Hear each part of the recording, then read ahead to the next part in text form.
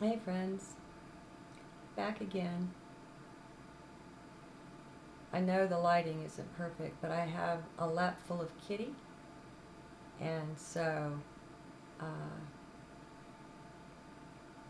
I like it that way, and I just make do. So I hope you will not mind. It's a little darker. Okay, there's something I wanted to share with you. Something simple yet profound.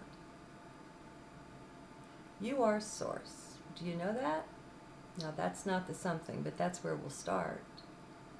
And yeah, that's pretty profound, huh? You are divine. You partake of that. Um, the whole light beings that Tony talks to call Source or God the eminence, and each one of us an emanation of the eminence, a ray of that. Now, how well do we claim it? Do we just stick with our 3D presence, our awareness in 3D mind? Or do we, spread our wings? Do we expand? Do we bring into awareness the multi-dimensionality that is our birthright? I was just listening to a video as one of mine is uploading, and it spoke of, and I put a link, it's a 4-part series that's really beautiful. I've closed the browser, I don't recall the name of it, but I put a link to it. Well, here it is, Inner Worlds, Outer Worlds. And part 1 is Akasha. But I was listening to part 3, which is the serpent and the lotus, and it was talking of Kundalini. Now, like a lot of you, I feel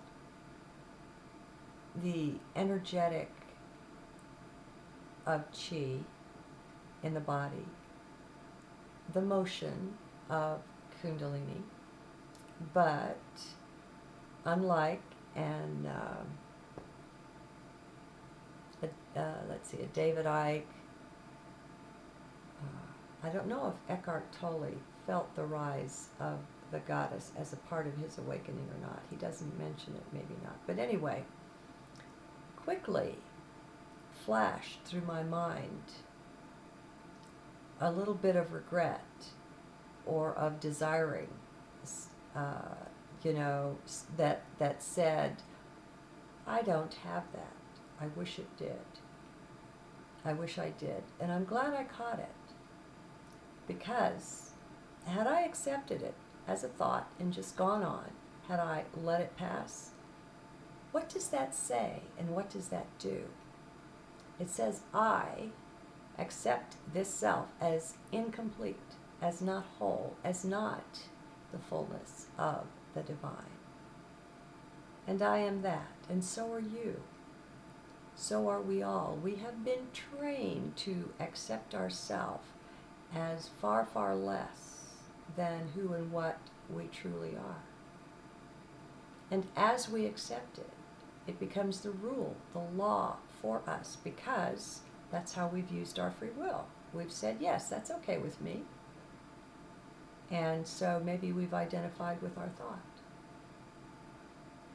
Every time we feel less than whole, every time we claim something about the self as being less than perfect, less than whole, that's a use of our free will to say, yes, I'm content to be less than, to be not whole, to be incomplete. And so I thought I would come and just take a very few moments here with you and share something to be on self-observation, to be watching for. The times when a thought arises, and it's not even necessarily your thought. We're telepathic,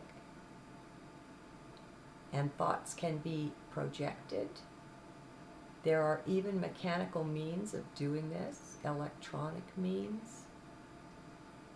And we are not mind. So even if it is your mind and your thought, so what? Do you accept it?